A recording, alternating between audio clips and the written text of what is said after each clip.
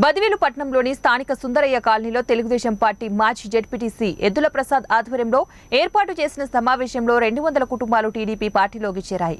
మాజీ ఎమ్మెల్యే విజయమ్మ, యువనేత రితీష్ కుమార్ రెడ్డిలు తెలుగుదేశం పార్టీ కండువా కప్పి సాదరంగా ఆహ్వానించారు. పెద్ద ఎత్తున టీడీపీలో చేరడంతో తెలుగుదేశంలో ఉత్సాహం రెట్టింపైంది. ఈ సందర్భంగా యువనేత రితీష్ కుమార్ రెడ్డి, మాజీ ఎమ్మెల్యే విజయమ్మ మాట్లాడుతూ వైసీపీ ప్రభుత్వం మాటలు చెప్పి అధికారంలోకి వచ్చిందని, ప్రజలకు ఎలాంటి న్యాయం జరగలేదని, 4.5 సంవత్సరాలుగా విసిగి పోయిన ప్రజలు మార్పు కోరుకుంటున్నారన్నారు. టీడీపీకి మళ్ళీ పూర్వ వైభవం వస్తుందని వారు పేర్కొన్నారు. మీతో పాటు నడుస్తూ ఈ రోజు ఈ వైసీపీ నాయకుల టైం అయిపోయింది. మీరందరూ గుర్తుపెట్టుకోవాల్సింది, తెలుగుదేశం ప్రభుత్వం 6 గ్యారంటీలతో మీ ముందుకు వస్తుంది.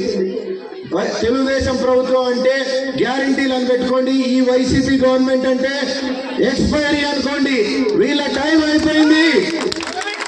అందుకే ఇక్కడ ఉన్న ప్రత్యేక సమస్యలు, డ్రైనేజ్, ఈ మెయిన్ రోడ్ ఒకటే వేసాను కానీ రోడ్లు దయనీయ పరిస్థితిలో ఉన్నాయి.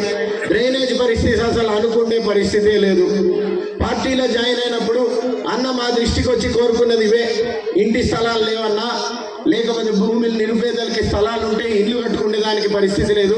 ఎంతసేపు చెప్తే జగనన్న కాలనీకి పోండి అంటారు. వీళ్ళకున్న స్థలాల్లో ఇల్లు కట్టుకునే దానికి పరిస్థితి లేదు.